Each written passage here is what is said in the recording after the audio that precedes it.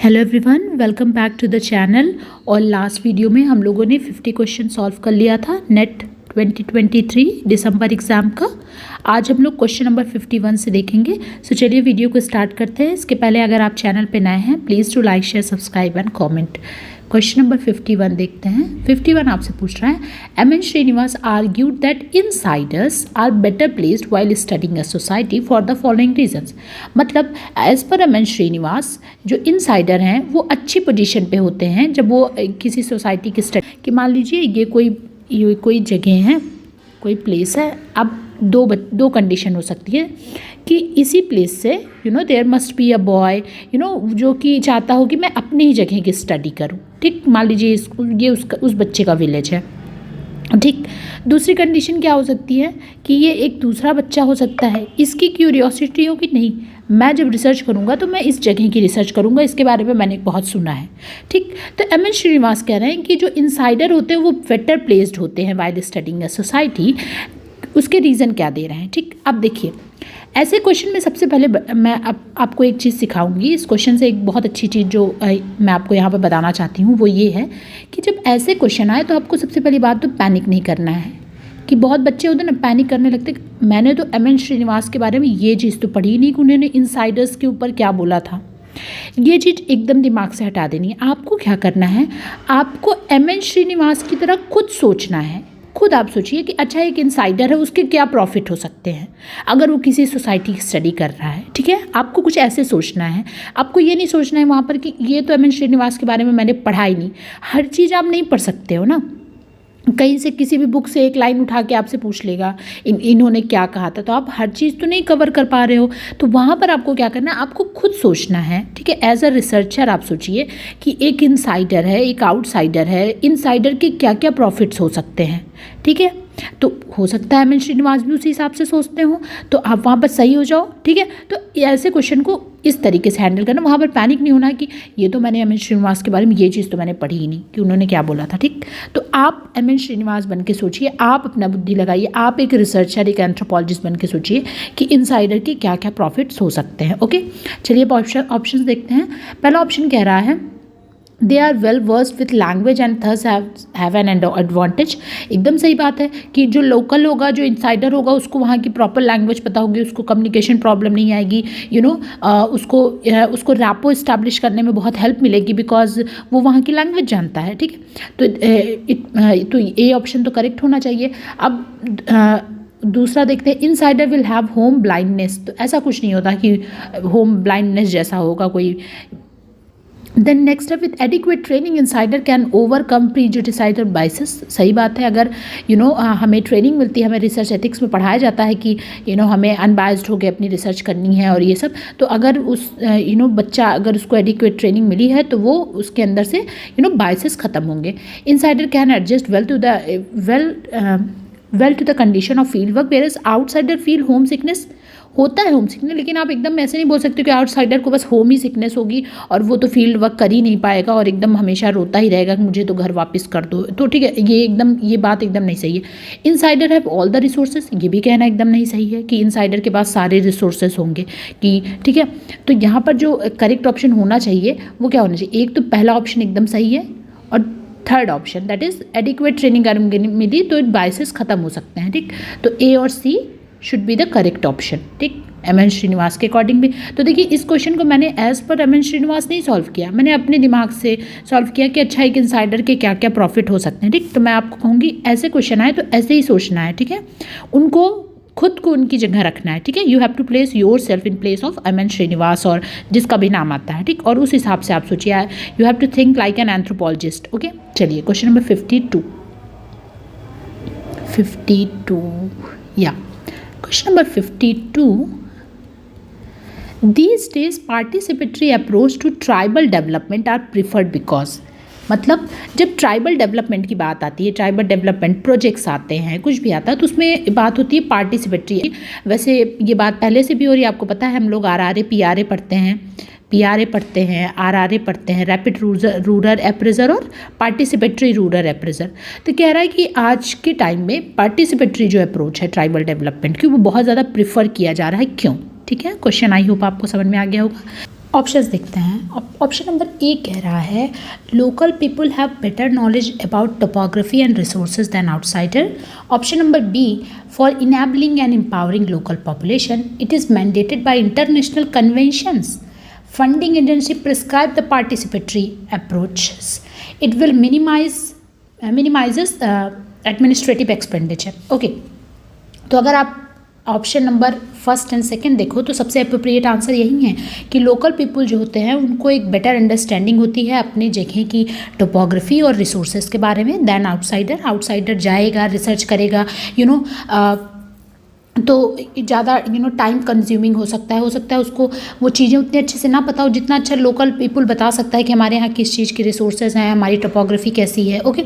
और दूसरा ये है कि इससे जो लोकल पॉपुलेशन है वो क्या होती है, वो एम्पावर होती है। ठीक है, तो ए और B should be the correct option होना चाहिए। और अगर इसके अलावा अगर आप देखो बचे हुए ऑप्शन देखो तो इंटरनेशनल कन्वेंशन ने मैंडेट किया है ऐसा कुछ नहीं है। ऐसा कोई नहीं है कि कोई इंटरनेशनल कन्वेंशन है जिसने वहाँ मैंडेट हुआ है कि नहीं पार्टिसिपेटरी अप्रोच करना ही करना है, ऐसा कुछ नहीं है। फंडिंग एजेंसी प्रिस्क्राइब करती हैं कि आप पार्टिसिपेटरी अप्रोच करो, ये भी नहीं है। और ये टोपोग्राफी और रिसोर्सेज के बारे में पता होता है और इससे लोकल पीपल एम्पावर होते हैं, जो कि हम लोग RRA PRA में पढ़ते हैं ना, PRA RRA में पढ़ते हैं, जो कि मैंने आपको बताया है पहले इसके बारे में। ठीक है, तो चलिए क्वेश्चन नंबर 52 हो गया था ना, 53 देखते हैं।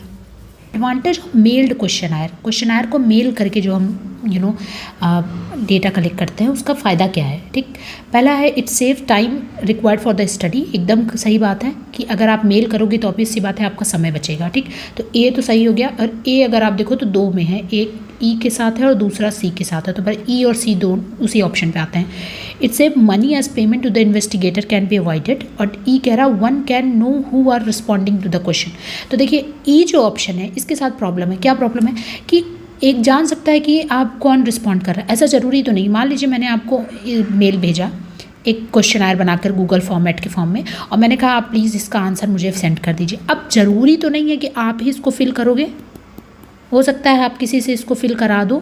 अगर मैं आपके सामने होती, मैं कहती कि ये मैंने आपको दिया है, आप फिल करते तो शायद मैं जान जाती। ठीक, लेकिन अब मुझे नहीं पता है कि आप फिल कर रहे हो कि आप किसी और से फिल करा रहे हो, आपने मुझे सेंड कर दिया किसी और से फिल करा के ना।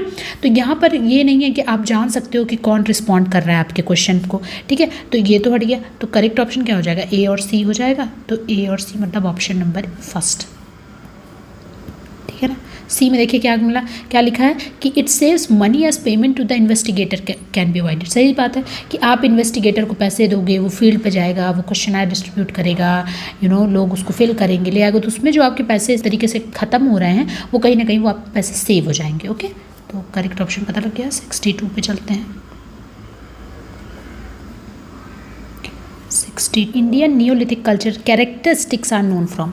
जो इंडियन नियोलिथिक कल्चर मतलब कि कल्चर है उसकी कैरेक्टरिस्टिक किन किन साइड से आपको पता चलती है। ठीक है, ऑप्शन देखिए ज़्यादातर के बारे में मैं आपको किसी न किसी वीडियो किसी न किसी क्वेश्चन सॉल्व करते वक्त मैंने समझा दिया है। एक नई साइट यहाँ पर दिख रही है गूडियम। सबसे पहले इसी की बात करेंगे। तो गूडियम जो है ये लोअर पैलियोलिथिक साइट है तमिलनाडु की, और इसको किसने एक्सकेवेट किया था, रॉबर्ट ब्रूस फुट ने। ठीक है, एक चीज़।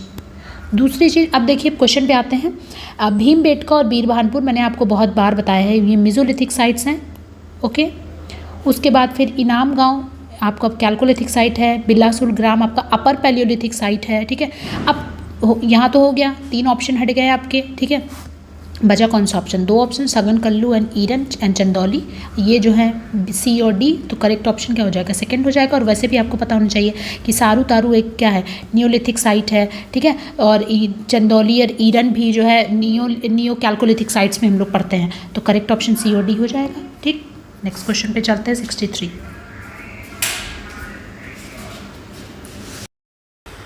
क्वेश्चन नंबर 62 देखते हैं। 62 आपसे पूछ रहा है the upper palaeolithic tradition of Europe वर। मतलब आप यूरोप के अपर पैलियोलिथिक कल्चर के बारे में पूछा जा रहा है। तो मेनली 3 कल्चर हैं, सोलिट्रियन, ऑरिग्नेशियन और मैग्डेलिनियन। ये 3 कल्चर हम लोग पढ़ते हैं, तो ऑप्शन में वही देखना है। तो अगर आप ऑप्शन ऑफ नंबर ये देखिए, ये ऑप्शन नंबर सी है। ओके, और ई को ई ही रहने देना है क्योंकि ऑप्शन में वही है। और यहाँ ऑप्शन नंबर डी भी लिख रखा है, ठीक, सी भी लिख रखा है। तो ये तो क्वेश्चन के साथ प्रॉब्लम है। इस क्वेश्चन को वैसे तो ड्रॉप करना था बट इन्होंने करा नहीं है, कोई बात नहीं। तो अभी देखिए यहाँ पर ऑरिग्नेशियन है और सोलिट्रियन है, तो ऑप्शन तो ये से करेक्ट होना चाहिए, सी और ई। ठीक। लेकिन आप पूछोगे कि ये एजिलियन कल्चर और ग्रेविटियन कल्चर इसके साथ जो लिखा है, देखिए एजिलियन कल्चर और एजिलियन कल्चर जैसे है इसको हम लोग एपीपैलियोलिथिक में पढ़ते हैं। ओके, एपीपैलियोलिथिक वो कल्चर है जो कि अपर पैलियोलिथिक और मेसोलिथिक के बीच में आते हैं कहीं, ठीक। मतलब दोनों के कैरेक्टरिस्टिक्स इसमें पाए जाते हैं, ठीक। तो ये इसी वजह से यहाँ पर एजिलियन और ग्रेविटियन कल्चर लिखे हुए हैं, तो ये चीज़ ध्यान में रखिएगा। इसके अलावा देखिए जो कल्चर है जैसे मॉस्टेरियन कल्चर है, तो ये मिडिल पैलियोलिथिक कल्चर है, ठीक है। इसके अलावा मैग्लेमोशियन हुआ, टार्डेनोशियन हुआ और कैटरपिलर, ये सारे कल्चर किसके हैं? आपके मेसोलिथिक कल्चर से बिलोंग करते हैं, ठीक है। तो करेक्ट ऑप्शन क्या हो जाएगा? ऑप्शन नंबर सी और ई एज पर द क्वेश्चन। वैसे तो यहाँ पर इस क्वेश्चन के ऑप्शन में प्रॉब्लम है, इस क्वेश्चन को वैसे तो ड्रॉप कर देना चाहिए था। Indus valley civilization is characterized by, okay, option देखिए, town planning and trade, text and scriptures, terracottas and metal object, expansion of civilization over the Indian subcontinent, extensive use of iron for tool production. देखिए इसमें जो correct option है वो obvious सी बात है कि जो इंडस वैली सिविलाइजेशन था वो सबसे ज़्यादा फेमस था अपने ट्रेड और टाउन प्लानिंग के लिए, ओके। और दूसरी चीज़ यहाँ से टेराकोटा की आपको पता है बहुत ढेर सारी मूर्तियाँ मिली थी और मेटल के ऑब्जेक्ट के लिए, ठीक। तो करेक्ट ऑप्शन क्या हो जाएगा? ऑप्शन नंबर ए एंड सी, ए और सी करेक्ट, मतलब ऑप्शन नंबर 4। इसके अलावा जो भी ऑप्शन है देखिए टेक्स्ट और स्क्रिप्चर्स, तो ये तो एकदम गलत बात है। उसके बाद फिर अगर आयरन टूल की बात करें तो आयरन टूल का यूज़ हुआ ही नहीं था, यहाँ पर केवल ब्रॉन्ज ये ब्रॉन्ज वगैरह के टूल यूज़ किए जाते थे। एंड देन इसका एक्सपेंशन ओवर इंडियन सबकॉन्टिनेंट, तो एक्सपेंशन नहीं था, हाँ ट्रेड जरूर करते थे, ठीक है, लेकिन एक्सपेंशन नहीं था, ठीक। तो करेक्ट ऑप्शन क्या हो जाएगा? Option number A and C. Question number 63 आपसे पूछ रहा है fabrication of laurel leaf point involve, मतलब जब लॉरेल लीफ पॉइंट बनाया जाता है तो उसमें क्या प्रोसेस होती है? पैकिंग, फ्लेकिंग, ग्राइंडिंग, रीटच या फिर पॉलिशिंग। आई होप आपको सबकी मीनिंग पता होगी। पैकिंग में समथिंग ऐसे स्टोन के ऊपर करते हैं। फ्लेकिंग में आपको पता है फ्लेक प्रेशर से निकाला जाता है। ग्राइंडिंग मतलब किसी चीज़ को पीस देना, उसके बाद फिर रीटचिंग मतलब फिर से आपने एक बार आपने प्रेशर से फ्लेक निकाला, फिर आप उस पर उसी स्टोन पे उसी टूल पे वापस से काम कर रहे हो। और पॉलिशिंग मतलब एकदम उसको पॉलिश कर देना जिससे उसका सरफेस एकदम सॉफ्ट, एकदम रफ सरफेस ना रहे, एकदम स्मूथ हो जाए, ओके। तो आपसे पूछा जा रहा है कि ये जो लॉरेल लीफ होते हैं इनमें क्या होता है, ठीक है। तो देखिए जो लॉरेल लीफ है सबसे पहले आपको पता होना चाहिए कि किस कल्चर का किस कल्चर में पाया जाता है। तो सोल्यूट्रियन कल्चर में laurel leaf and willow leaf पाई जाती हैं, ओके। और इसको बनाया कैसे जाता है? इसको बनाने में सबसे पहले फ्लेकिंग की जाती है टूल की, उसके बाद उसकी क्या की जाती है? उसको रीटच किया जाता है, ओके। तो correct option will be option number B and D. चलिए क्वेश्चन नंबर 64 पे चलते हैं। Question number 64 which of the following are isotopic dating methods, इसमें से कौन है? मैंने आपको जब डेटिंग पढ़ाई है, ठीक है, एब्सोल्यूट डेटिंग पढ़ाई है जहाँ पे, वहाँ पर मैंने आपको बहुत अच्छे से बताया कि जैसे रेडियो कार्बन है, ठीक, देन पोटेशियम आर्गन है, ठीक है, देन ऑर्गन है, ठीक। ये सारी मैंने आपको इंपॉर्टेंट जितने भी आइसोटोपिक डेटिंग मेथड है मैंने सबको एक्सप्लेन करा और बताया है कि कौन सा आइसोटोप होता है, ठीक है। देखिए यहाँ पर सबसे पहले अगर आप ऑप्शन निकाल दो, ठीक है, जो ऑप्शन एकदम बिल्कुल नहीं है तो सबसे पहले ऐसे सॉल्व करते हैं, ठीक है, क्वेश्चन को। तो अगर आप देखो तो डेंड्रोक्रोनोलॉजी, ठीक, सबसे पहले ये ऑप्शन आपको हटा देना चाहिए। तो सी ऑप्शन देखो किस में है और उसको हटा दो। सी इसमें है, इसमें है, ठीक है। तो मतलब आपका ऑप्शन नंबर 3rd और 4th तो होना नहीं, या तो बी डी के साथ ई है या फिर केवल बी और डी है, ठीक है। यहाँ तक हम लोग पहुँच गए, ठीक। अब देखिए अब आर्क्यूमैग्नेटिक डेटिंग होगी नहीं, ठीक है, मैंने आपको पढ़ा रखा है। तो पहले बी तो होना ही होना है, पोटेशियम आर्गन, ठीक है, आइसोटोप्स होते हैं पोटेशियम आर्गन के। इसके अलावा देखिए option number D that is fusion track dating. Fusion track में मैंने आपको बताया कि यूरेनियम के आइसोटोप्स होते हैं यूज, ठीक। तो करेक्ट ऑप्शन क्या हो जाएगा? ऑप्शन नंबर बी और डी। थर्मोल्यूमिनेसेंस होना नहीं है क्योंकि इसमें क्या होता है कि एनर्जी ट्रैप होती है, कितनी उसको डेट की जाती है ना, कितनी पुरानी एनर्जी ट्रैप हुई है जब हीट किया गया उस ऑब्जेक्ट को। मैंने आपको बहुत अच्छे से समझा रखा है इसको। तो correct option will be option number B and D, okay. Question number 65। Question number 65, okay. Question number 65 में देखिए आपको दिया गया है head circumference, weight for stature, उसके बाद फिर शोल्डर हिप रेशियो और बीएमआई, ठीक है। इसमें आई होप आप इन सब की मीनिंग समझते होंगे, ठीक। ये बीएमआई क्या है? बीएमआई के बारे में जिनको नहीं पता है बीएमआई जानना चाहिए। देखिए बीएमआई का फुल फॉर्म क्या है? पहले body mass index, okay, so body mass index for ages लिखा है, क्यों निकालते हैं हम लोग? पहली बात तो ये जाना, देखिए जब हम बॉडी मास इंडेक्स निकालते हैं तो हमें पता चलता है कि जो इंडिविजुअल है वो अंडर वेट है कि ओवर वेट है, ठीक है, कि नॉर्मल है मतलब एकदम फिट है, ठीक, कि जितनी उसकी हाइट है उस हिसाब से उसका वेट है कि नहीं, और या फिर ओबीस कैटेगरी में आता है कि उसको अपनी वेट कम करने की ज़रूरत है ना। तो ये हमें किससे पता चलता है? बॉडी मास इंडेक्स से पता चलता है, ठीक। फॉर्मूला क्या है? जैसे आपको अपना बीएमआई निकालना है अगर, तो कुछ नहीं, आपको अपना वेट केजी में लिखना है, ठीक। आप लोग अपना बीएमआई निकाल के कमेंट करिएगा, ठीक है। और अपने हाइट का स्क्वायर किस में? मीटर में। जैसे मान लीजिए अगर कोई 50 केजी का है, ओके, और उसकी हाइट कितनी है? लगभग 160 सेंटीमीटर है, ठीक। लगभग हम लोग 5 फुट इतना इंच कहते हैं, अगर आप उसको बदलोगे मतलब 5 फुट 4 इंच का अगर कोई है तो उसकी हाइट कितनी होगी? 160 सेंटीमीटर होगी, ठीक। अब इसको मीटर में बदल देंगे, बोलो 1.6 मीटर हो जाएगा, तो 1.6 का स्क्वायर कर देंगे, ठीक, मीटर्स में, तो लगभग कितना आएगा? 19.5 आया। मतलब ऐसा इंसान जो 50 केजी का है, जिसकी हाइट लगभग 160 सेंटीमीटर है, लगभग 5 फुट 4 इंच है, उसका बीएमआई कितना रहा? 19.5 आ रहा। अब इससे क्या पता चला कि ये आदमी अंडर वेट है कि ओवर वेट है कि ओबीस है कि नॉर्मल है, ठीक है। तो इसके लिए एक चार्ट प्रिपेयर किया गया। अब देखिए उसमें क्या पता चलता है, तो देखिए अगर कोई 18 या मतलब 18.5 भी बहुत जगह लिखते हैं, इसके नीचे है, ठीक, तो वो अंडर वेट में आता है, ठीक। ये पता, इसको आप जानते रहिए, हो सकता है एग्जाम में कभी पूछ लिया जाए। उसके बाद फिर अगर 18.5 या फिर 18 से समझिए 18 to 25 अगर किसी का बीएमआई आ रहा है, मतलब वो नॉर्मल है, मतलब ये जो इंडिविजुअल है ये नॉर्मल है क्योंकि इसका 19.5 है, ठीक। इसके बाद अगर 25 to 29 है, 29 या 29.5 बहुत जगह लिखा रहता है, तो मतलब ये इंडिविजुअल जो है वो ओवरवेट है, ठीक, ओवरवेट है। और अगर 29 या फिर 30 के ऊपर किसी का बीएमआई आ रहा है, इसका मतलब है वो ओबीस कैटेगरी में आता है, ठीक।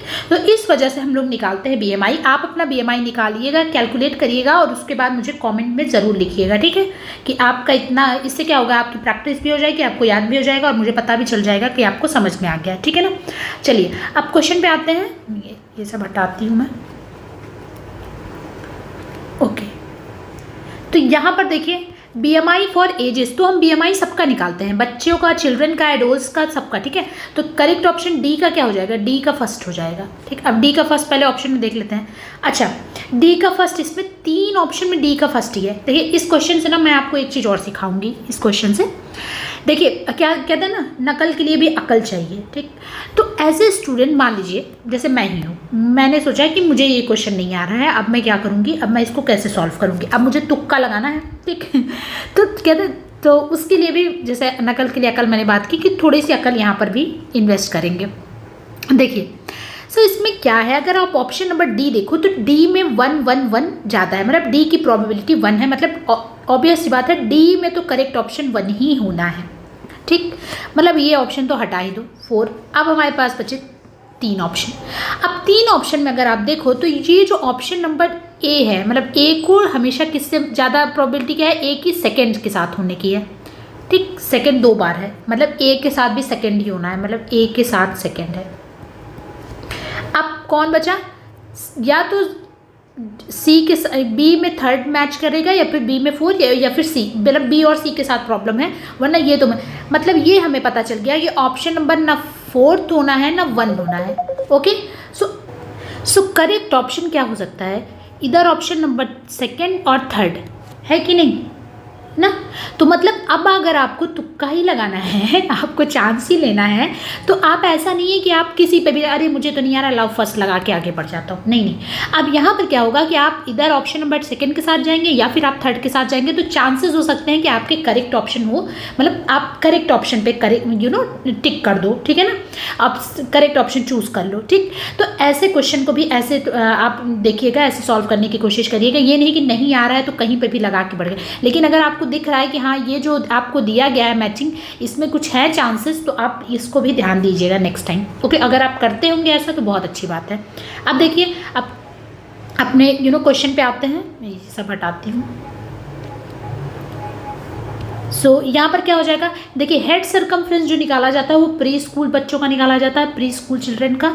वेट फॉर स्टेचर मतलब हाइट के हिसाब से वेट, तो प्री एडोसेंट जो बच्चे होते हैं उनका, और उसके बाद शोल्डर हिप रेशियो किसका निकाला जाता है, एडोल्ट बच्चों का, ठीक। तो करेक्ट ऑप्शन विल बी ए का सेकंड, बी का थर्ड, ए का सेकंड, बी का third. Correct option is option number second. देखिए ना, तो सेकंड और थर्ड में मैंने आपसे कहा था कोई होगा, सेकंड हो गया करेक्ट ऑप्शन, है कि नहीं। तो ऐसे सॉल्व करिए। क्वेश्चन नंबर 66 मैचिंग है। कार्ल लैंड स्टीनर, जेवियर सेल्डेन, कोरी और फोर्ड एंड हेल्डेन। देखिए मैंने आपको बहुत बार पिछले बार भी हेल्डेन के बारे में जब मैं बात कर रही थी, मैंने आपसे कहा था कि हेल्डेन के जितने भी इम्पॉर्टेंट काम हैं आप उसको एक जगह ज़रूर नोट कर लीजिए, क्योंकि ये बार बार एग्जाम में पूछे जा रहे हैं, ठीक है। आप इधर देखो अगर तो एक ही मैचिंग में इनके दो बार इनका नाम आया है, ठीक है ना। तो हेल्डेन के जितना भी वर्क है आपको कुछ नहीं करना, आप बस जाके विकिपीडिया पे इनका नाम सर्च करो और इनसे रिलेटेड आपको सारे काम मिल जाएंगे, आप उसको बस एक जगह नोट कर लो, ठीक। और अगर टाइम है तो जरा सा उसके बारे में पढ़ भी कर लेंगे तो और ज़्यादा हेल्पफुल होगा आपके बारे में, ओके। अब क्वेश्चन पे आते हैं। सबसे पहले देखिए कार्ल लैंड स्टीनर सबको पता होगा, जिसको नहीं पता है जान लीजिए कि एबीओ ब्लड ग्रुप सिस्टम को डिस्कवर करने वाले यही हैं Karl Landsteiner and Wiener, okay. तो ए का थर्ड मतलब ऑप्शन नंबर, इधर ऑप्शन नंबर फर्स्ट होगा या फिर ऑप्शन नंबर क्या होगा, थर्ड होगा, ओके। देन देखिए Xavier Selden. So Xavier Selden ही थे जिन्होंने पहली बार स्टडी किया था लिंकेज को क्वांटिटेटिवली ह्यूमन में, तो बी का फर्स्ट हो जाएगा, बी का फर्स्ट केवल एक ही ऑप्शन में, मतलब option number third is the correct option हो जाएगी, ठीक। इसके बाद देखिए कोरी ने सजेस्ट किया था role of genetic disease in shaping genetic constitution of human, तो थर्ड का सेकेंड। और फोर्ड और हेल्डेन ने मिलकर डिमॉन्स्ट्रेट किया था पहला enzyme specific defect in inborn error of metabolism का, ओके। तो ये तो correct option is option number third. Question number 66। Question number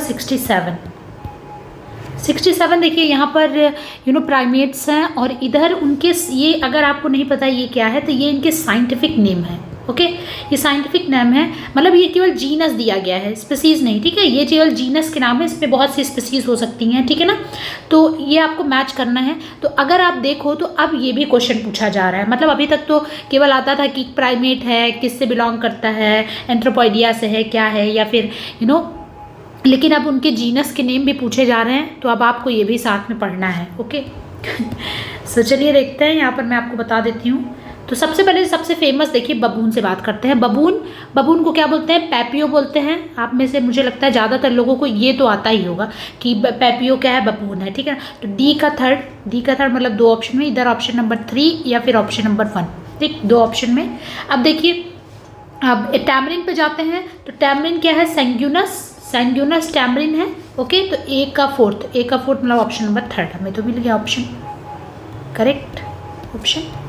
अब हॉलर मंकी बी का फर्स्ट हो जाएगा, मतलब एलोएटा, एंड देन स्पाइडर मंकी क्या हुआ, एटलीज हो गया, ठीक। तो ये जीनस का नेम है। जो बच्चे जिनको नहीं पता है कि ये क्या है, कहाँ से पूछा गया है, ये क्या लिख दिया गया, तो ये जीनस है और ये इनके कॉमन नेम है, तो उसको आपको मैच करना था, ठीक है। ईयर दिए गए हैं, आपको मैच करना है।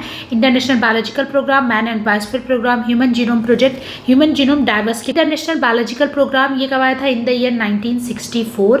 देन आपका man and biosphere programme in the 1971। Then human genome project ये आया था इन द ईयर 1990, और ह्यूमन जीनोम डाइवर्सिटी प्रोजेक्ट जो है ये आया था 1991 में, ओके। तो करेक्ट ऑप्शन ए का थर्ड, बी का फर्स्ट, सी का फोर्थ, मतलब ऑप्शन नंबर 4। ये सब चीज़ें क्या करनी है आपको, अपने नोट्स में इसको तुरंत ऐड कर लेना है, ठीक है ना। इसको ऐड कर लीजिए, फिर कहीं पे आप स्टिकी नोट्स में लिख कर इसको कहीं लगा लीजिए। बुक्स हैं और उनके थिंकर्स हैं, देखिए तो यहाँ पर क्या है, जो आपके इंपॉर्टेंट थिंकर्स जैसे मेलिनोस्की का नाम लिखा है, ब्राउन का नाम लिखा है, तो इन लोगों की बुक आप ज़रूर याद करिए और ईयर वाइज याद करिए। देखिए ईयर वाइज याद करने का मैं ये नहीं कहूँगी कि जैसे बहुत बच्चे क्या करते हैं कि कोई बुक है, जैसे मान लीजिए magic, religion, science and other essays है, ठीक। तो अब क्या करेंगे, इसका ईयर सामने लिखेंगे और मान लीजिए 1964 की है तो इसको याद करेंगे, अच्छा मैजिक, रिलीजन, साइंस ये 64 नहीं। आप क्या करिए, जैसे आप मेलिनोस्की की बुक पढ़ रहे हैं, ठीक है, आप मेलिनोस्की की बुक सारी याद कर रहे हैं। अब आपको क्या करना है, मेलिनोस्की की सारी बुक आपको मिल गई, आपने उसका ईयर नोट कर लिया। अब आप उसकी एक क्रोनोलॉजी सेट करिए, ओके, आप उसकी क्रोनोलॉजी सेट करिए। अब आपने पूरी मतलब स्टार्टिंग मान लीजिए पहली बुक 1922 की है, तो 1922 से बुक सेट करते करते आइए एकदम रिसेंट, मान लीजिए 1964 है, ठीक। अब आपने क्या किया, इसको क्रोनोलॉजिकल ऑर्डर में सेट कर लिया। अब आप इसको जब ऐसे ही याद करोगे ना तो हेल्प क्या रहेगी इसकी, कि जब भी बुक आएगी अरेंज करने को तो आपके दिमाग में खुद खुद ब खुद वो चीज़ें आ जाएंगी, ईयर भी समझ में आ जाएगा कि अच्छा ये आई थी, इसके बाद ये आई थी, मतलब 1922 से स्टार्ट हुआ है तो ये 24 था, फिर 26 था। तो आपको गैप जो ईयर में बुक में जो गैप है, इससे भी आपके दिमाग में चीज़ें रहेंगी, आपको एक क्रोनोलॉजी भी पता रहेगी बुक की। ओके, और कहीं ना कहीं आप एक इसमें जैसे हम लोग ना ट्रिक बनाते हैं याद करने के लिए, क्योंकि इतनी बुक याद करनी है तो आप आगे के वर्ड लेकर या फिर वर्ड को जोड़कर आप एक अपने लिए ट्रिक भी बना सकते हैं, जिससे आपको बुक याद करने में बहुत हेल्प मिलेगी। ओके, चलिए अब क्वेश्चन पे आते हैं। तो सबसे पहले देखिए, इसमें तो सबसे फेमस बुक है वो मेलिनोस्की की magic, religion, science and other essays, तो बी का तो हो जाएगा थर्ड। एंड इसके बाद the natural science of society, A.R. Radcliffe Brown. इसके बाद देखिए the history of ethnological theory, ये लुई की बुक है, और kinship and social order 40s की। तो ए का सेकेंड, बी का थर्ड, सी का फोर्थ एंड डी का फर्स्ट, मतलब ऑप्शन नंबर 4। चलिए नेक्स्ट क्वेश्चन पे चलते हैं, क्वेश्चन नंबर 70 हैं। यहाँ पर देखिए कुछ ट्राइब्स हैं और उन पे वर्क करने वाले एंथ्रोपोलॉजिस्ट हैं। तो ये सबसे फेमस अगर आप इसमें देखो तो सुरजीत सिन्हा, इन्होंने काम किया है भूमिज ट्राइब पे, मैंने आपको कई बार बताया है। ओके, उसके बाद देखिए भूटिया दूसरी ट्राइब है, भूटिया रंगभंग भूटिया, मैंने आपको बताया कि रंगभंग जो है वो डोमेट्री है भूटिया की। इस पर किसने काम किया है? राम पी श्रीवास्तव। ये नया है, आप प्लीज़ इसको ऐड कर लीजिएगा, मैंने आपको जो लिस्ट दी है उसमें आप ये सारे ऐड कर लीजिएगा।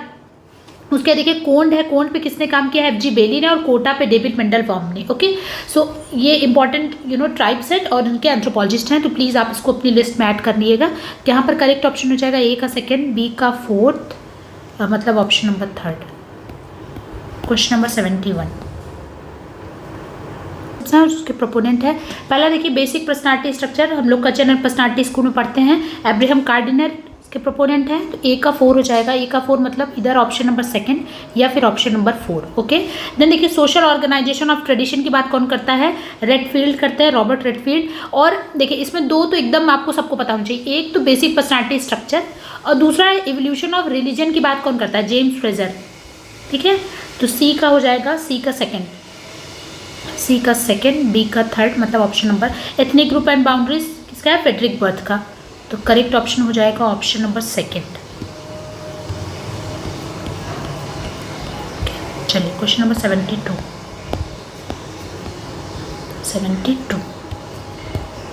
72 यहाँ पर क्या है? Study of industrial complex. अच्छा, किसने स्टडी की है? स्टडी ऑफ ट्राइबल मूवमेंट की स्टडी किसनी है? पॉलीएंड्री, फिर स्टडी ऑफ कास्ट। तो अब इसमें मैं सबसे पहले वही टॉपिक लूँगी जो कि सब बच्चों को पता होनी चाहिए, स्टडी ऑफ पॉलीएंड्री। बहुत बार मैंने आपसे पूछा भी है, मैंने आपको पढ़ाया भी है, मैंने आप लोगों ने कमेंट पे मुझे रिप्लाई भी करा है। तो इसका तो करेक्ट ऑप्शन कौन है? D N Majumdar. सी का हो जाएगा सेकंड। अब सी का सेकंड देख लो भाई किस में है? ऑप्शन नंबर 4 में है। करेक्ट ऑप्शन तो हमें पता लग गया। अच्छा, ऐसे मिल जाता है क्वेश्चन, बड़ा अच्छा लगता है, एक ही से सॉल्व हो गया और वो आपको आता रहे। उसके बाद देखिए यहाँ पर study of industrial complex in tribal areas, तो इसकी स्टडी किसने की है? एलपी विद्यार्थी ने की है। Then study of tribal movements की स्टडी किसने की है? केएस सिंह ने करी है। स्टडी ऑफ कास्ट लुई दुबो, ये तो हमें पता ही है। ठीक, तो आपको करेक्ट ऑप्शन मिल गया है। ठीक है, अब आपको इसमें जो भी कॉन्सेप्ट नहीं नए लग रहे हैं, आपने नहीं पढ़े हैं, तो आपको इसको तुरंत अपनी नोट्स में ऐड कर लेना है। ठीक, क्योंकि ये नहीं सोचना है, अब मान लीजिए क्वेश्चन पहली बात तो रिपीट होते हैं, दूसरी बात आप किसी और दूसरे एग्जाम में बैठ रहे हो और वहाँ पर ये क्वेश्चन आ गया ना, तो आप नहीं कर पाओगे, तो वहाँ बहुत ख़राब लगेगा। तो इसको अपनी नोट्स में ऐड कर लेना है, सो दैट कि आप जब भी आप रिविज़न करो तो आपके एक बार आपको ये सारी चीज़ें रिवाइज हो जाएँ। ठीक है ना। चलिए 73 74 73 हो गई। ओके, यहाँ पर नियोलिथिक कल्चर है और यहाँ पर ये तो मैंने अभी आपको पढ़ाया। सबसे पहले देखिए neolithic, megalithic, mesolithic, iron age है। ठीक है ना। अब देखिए सबसे आसान अभी मैंने आपको बताया सैक्रोफेगस, सैक्रोफेगी। ठीक है, तो ये किससे हो जाएगा? मेगालिथ कल्चर से हो जाएगा कि टॉपिकल। अभी मैं आपको जब इंडियन मेगालिथ, मैंने आपको कहा है कि मैं एक क्लास लूँगी इंडियन मेगालिथ पे, ठीक, तो वहाँ पर मैं आपको पढ़ाऊंगी। देखिए टॉपिकल अभी मैंने नहीं बता, लेकिन यहाँ पर मैं आपको बता दे रही हूँ टॉपिकल क्या है। टॉपिकल ये भी एक तरीके का मेगालिथ है जो कि कहाँ पाया जाता है? केरला में पाया जाता है। ठीक है, केरला में दो तरीके के मेन आपको साउथ में आपको दो तरीके के मेगालिथ मिलेंगे। एक आपका हेड स्टोन होता है, ठीक, तो इंडियन मेगालिथ बताऊंगी तो वहाँ पर मैं आपको समझाऊंगी। ओके, तो ये सैक्रोफेगी और टॉपिकल ये तो हो गया आपका मेगालिथ से हो गया। देन आप नियोलिथिक कल्चर पे आओगे तो नियोलिथ में आपको पता है एक्सेस ऑफ शेल्ट्स के लिए फेमस है। ये आपने प्रैक्टिकल में शेल्ट्स, आई होप आपने देखा भी हो शेल्ट्स। देन मेसोलिथिक कल्चर में आपके क्या हो जाएंगे? मीसोलिथिक कल्चर में आपके ट्रापेजॉइड क्रेसेंट्स ये हो जाएंगे, मैंने जियोमेट्रिक टूल्स मिले थे। और आयरन एज में क्या हो जाएंगे, PGW और OCP। तो करेक्ट ऑप्शन हो गया A का थर्ड, B का फर्स्ट, C का फोर्थ एंड D का सेकेंड, मतलब option number third is the correct option. Okay, चलिए क्वेश्चन नंबर 74। देखिए 74 ये जो क्वेश्चन है ना, जिन बच्चों को नहीं पता ये क्वेश्चन बना कहाँ से, आया कहाँ से है, ये हमारे में क्यों कुछ बच्चों को लग रहा होगा ये तो ज्योग्राफी और जियोलॉजी का क्वेश्चन है, बट मैं आपको बताती हूँ ये क्वेश्चन हम लोग को क्यों पूछा गया, मैंने हमारे पेपर में क्यों आया है। बिकॉज यहाँ पर एक वर्ड ये जो है ग्लेशियल ना, यहीं से ये इस क्वेश्चन बना दिया गया है हमारे लिए। देखिए हो क्या रहा है कि जब हम लोग पढ़ते हैं प्लिस्टोसीन इपॉक पढ़ते हैं ना, वहाँ पर पूरा आइस एज पढ़ते हैं ना, आइस एज पढ़ते हैं, तो वहाँ पर हमें पढ़ाया जाता है ग्लेशियल इंटरग्लेशियल पीरियड हो रहा था, सब कुछ हो रहा था, प्लूवियल इंटरप्लूवियल। तो वहाँ पर जब हम ग्लेशियल फेज के बारे में पढ़ते हैं तो वहाँ पर हमें पढ़ाया जाता है डिपॉजिट्स के बारे में। यहाँ पर मैं आपको बता दे रही हूँ कि मोरेन डिपॉजिट्स के बारे में हमें बताया जाता है, अलग अलग लेयर्स के बारे में बताया जाता है, सेडिमेंट्री लेयर्स, ये जो थैलोस्टैटिक टेरिसिस के बारे में पढ़ा, ये सब चीज़ें हमें वहाँ पर पढ़ाई जाती हैं। ठीक, और वहीं से ये क्वेश्चन आया कि जैसे अब ये डिपॉजिट्स कैसे होते हैं, मैं आपको बता रही हूँ। जैसे रिवर है, ठीक है, रिवर कैसा डिपॉजिट बनाता है, रिवर फ्लूवियल डिपॉजिट बनाता है। इसका मतलब क्या हुआ, देखिए ऐसे समझिए कि जैसे मान लीजिए कोई फ्लोइंग वाटर बॉडी है, वाटर स्ट्रीम है, तो जब वो अपने साथ फ्लो करती है तो अपने साथ सेडिमेंट्स, बहुत ढेर सारी चीज़ें, मिट्टी हो सकती है उसमें, और भी जो फ्लो में चीज़ें आ जाए उसको ले जाके कहीं एक जगह क्या करती है, उसको डिपॉजिट कर देती है। तो वो जो एक यहाँ पर ऐसे समझिए कि एकदम उसका डिपॉजिट इकट्ठा होता है, वही आपसे पूछा जा रहा है कि अच्छा रिवर किस तरीके का डिपॉजिट बनाती है, ग्लेशियल किस। तो हमने अपने सिलेबस में हम लोग क्या पढ़ा, हम लोगों ने ग्लेशियल के लिए मोरेन डिपॉजिट पढ़े। आई होप आप सबको पढ़ाया गया हो या फिर आप सबने पढ़ा हो, तो मोरेन डिपॉजिट तो हमने पढ़ रखा है। ठीक, इसके अलावा देखिए आपसे विंड और ये सब ऐड करके ये क्वेश्चन बना दिया गया है, ठीक है ना।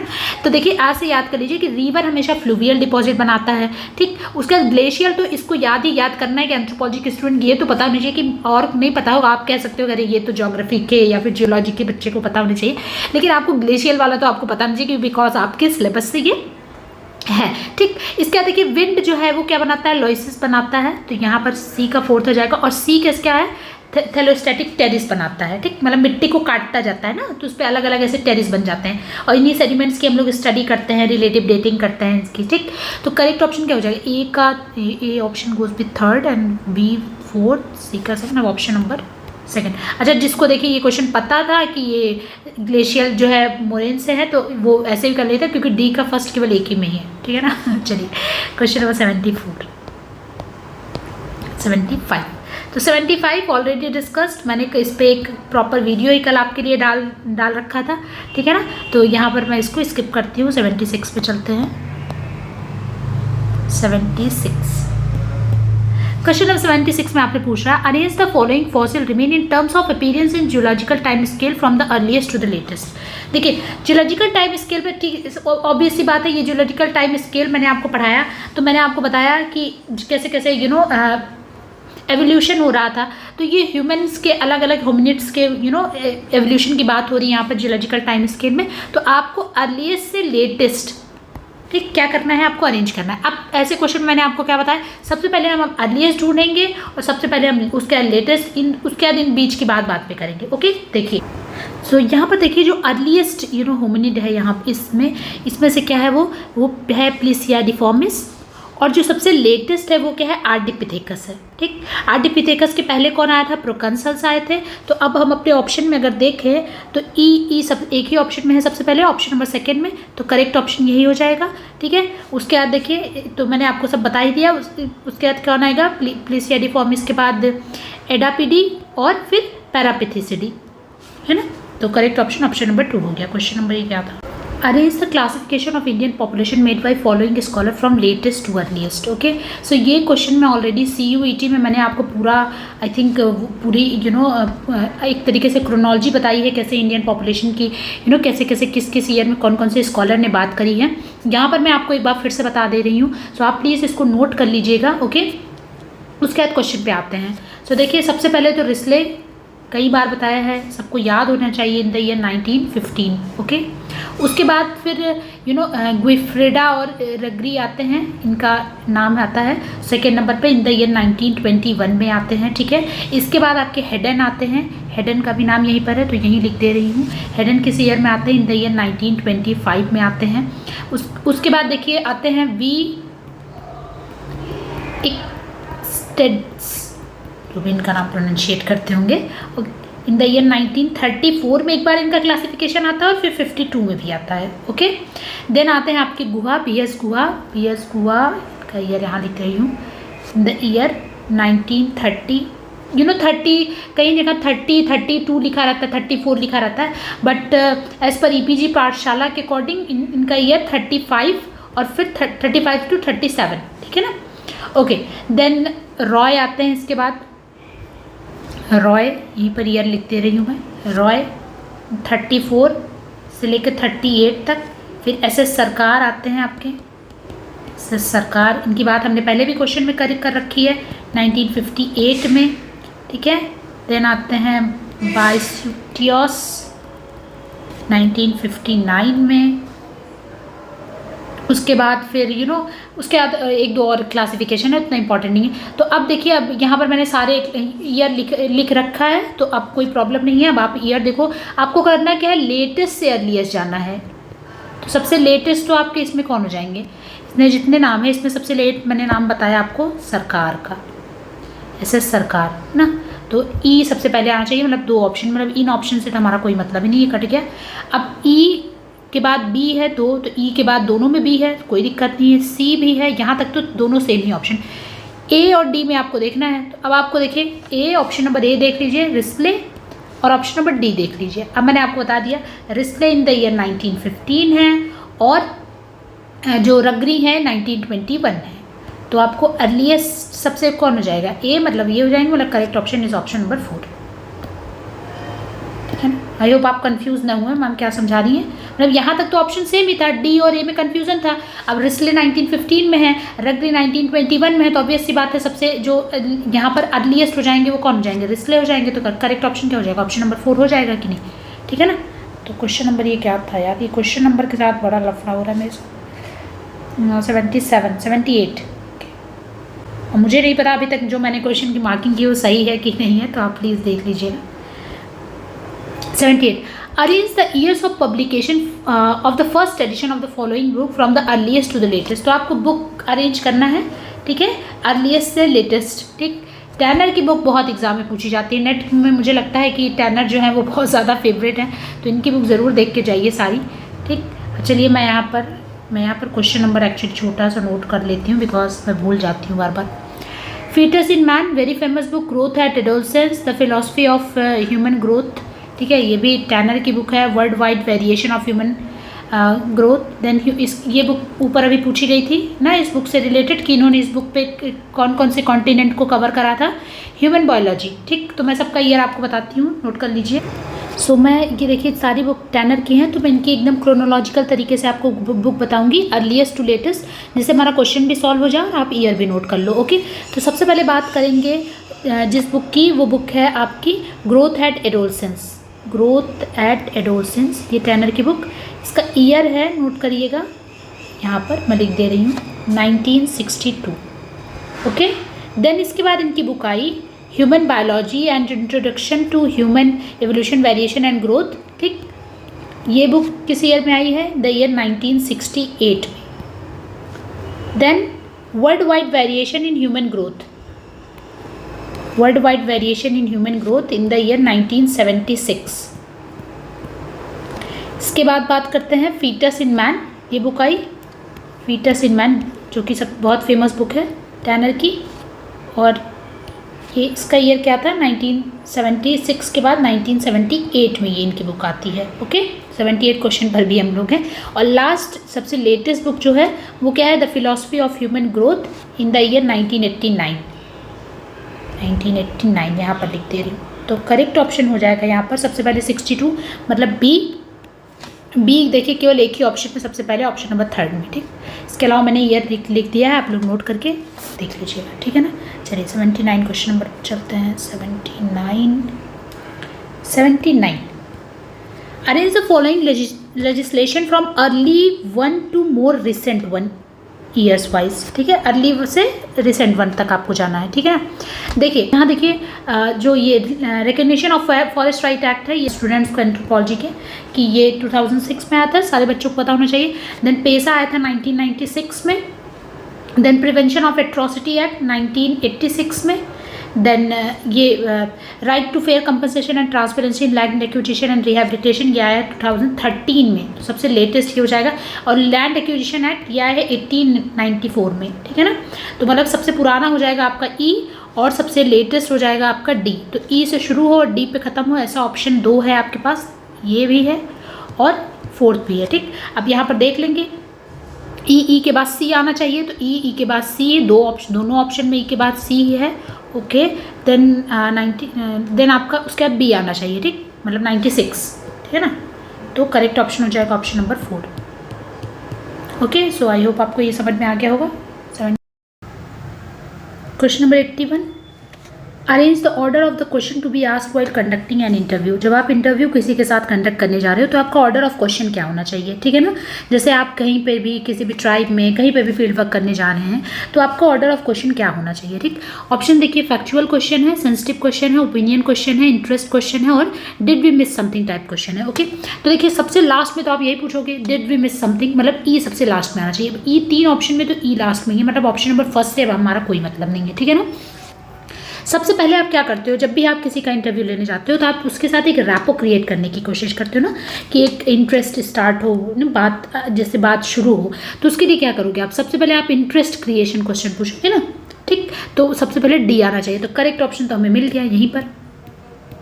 तो सबसे पहले आप क्या करोगे, आप सबसे पहले इंटरेस्ट क्रिएशन क्वेश्चन पूछोगे कि उस जिससे भी आप बात कर रहे हो उससे एक इंटरेस्ट उसका पैदा हुआ आपके इंटरव्यू में। देन यू विल आस्क क्या, उसके बाद आप फैक्चुअल क्वेश्चन से करोगे। देन आप किस पे आओगे, तब उसके बाद आप ओपिनियन बेस्ड क्वेश्चन करोगे कि आपकी क्या ओपिनियन है इस पर, ओके। उसके बाद आप कॉन्ट्रोवर्शियल क्वेश्चन पे आओगे, ओके। एंड लास्ट आपको मैंने बता दिया डिड वी मिस समथिंग, तो करेक्ट ऑप्शन ऑप्शन नंबर 2 हो गया, ठीक है ना। चलिए क्वेश्चन नंबर 82,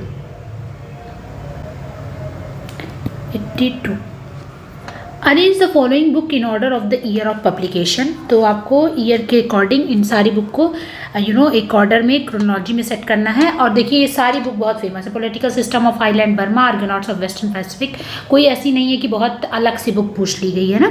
तो चलिए मैं आपका ईयर लिख देती हूँ यहाँ। सो पहली बुक देखिए, the political system of island Burma, very famous book of कौन, एडमंड लीच की बुक है ये। यहाँ पर मैं नाम भी लिख दे रही हूँ।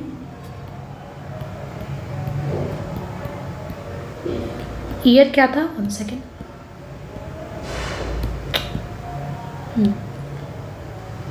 1954, ओके। इसको तो मुझे बताना ही नहीं चाहिए किसकी बुक है, मेरी नॉस की। ईयर भी सबको पता होना चाहिए, 1922, okay. Next one is element of social organisation, ये किसकी बुक है, रेमंड फर्थ की बुक है ये, 1947, ओके। देन नुआ ट्राइब पे किसने काम किया है, ई इवांस प्रिचैर्ड,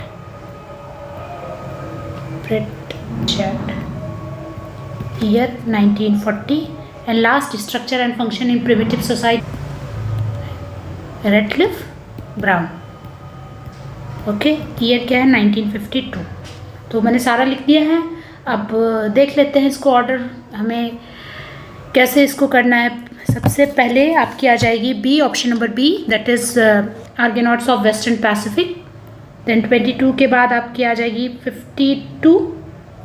52 मतलब structure and function in primitive society.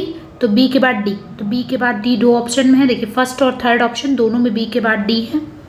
तो उसके बाद देखते हैं 52 के बाद 54 मतलब political system of island Burma, मतलब ऑप्शन नंबर ए इसका द करेक्ट ऑप्शन थी। ये सब हटाइए, ऑप्शन नंबर ए करेक्ट हो जाएगा, ओके। चलिए क्वेश्चन नंबर ये क्या था, 81 82 जो भी था। 81, 82 जो भी है. Starting from the state having highest scheduled tribe population to the state having lowest scheduled tribe population 2011. देखिए अब कुछ जीएस पोर्शन से भी क्वेश्चन आ रहे हैं एंथ्रोपोलॉजी के, तो अब आपको सेंसस पे देख के जाना है. मतलब अब देखिए अगर ये पूछा गया ना कि हाईएस्ट प्रोपोर्शन कहाँ है, हो सकता है कभी अलग से पूछ लिया जाए कि कौन सा स्टेट है जहाँ पर एसटी ही नहीं पाए, एसटी नहीं पाए जाते, या फिर कहाँ पे सबसे ज़्यादा पाए जाते हैं, या फिर इंडिया में जैसे 2011 के सेंसस के अकॉर्डिंग कितने एसटी पॉपुलेशन थे, 8.6% हम लोग पढ़ते हैं. ठीक है, यहाँ आपसे क्या कह रहा है इस क्वेश्चन में आपसे पूछ रहा है कि आपको हाईएस्ट शेड्यूल्ड ट्राइब की जो पॉपुलेशन है स्टेट और लोएस्ट शेड्यूल्ड ट्राइब की जो इसको क्या करना, अरेंज करना है. ठीक है, तो चलिए बताती हूँ. सो देखिए ट्राइब के मामले में सबसे ज़्यादा ट्राइब किस स्टेट में पाई जाती हैं, आप सबको पता होगा एमपी में पाई जाती है. लगभग 21% ट्राइब जो है एसटी जो है वो मध्य प्रदेश में ही पाए जाते हैं. तो सबसे पहले आपको हाईएस्ट टू लोएस्ट जाना है, तो सबसे ज़्यादा क्या हो जाएगा, ई. तो ई ऑप्शन देखिए फर्स्ट में ही है, तो क्वेश्चन तो यही आपका सॉल्व हो गया. मतलब सबसे ज़्यादा आपका क्या हो गया, आपका मध्य प्रदेश हो गया. Then after Madhya Pradesh Maharashtra, then Maharashtra के बाद आपका उड़ीसा के बाद आपका राजस्थान एंड लास्ट में आपको गुजरात. ओके, तो ये करेक्ट सीक्वेंस है. नेक्स्ट क्वेश्चन देखते हैं. आई थिंक 82, 83 जो भी था, देख लीजिएगा आप क्वेश्चन नंबर. नेक्स्ट देखिए, identify the chronological succession of the tool types in pre historic culture.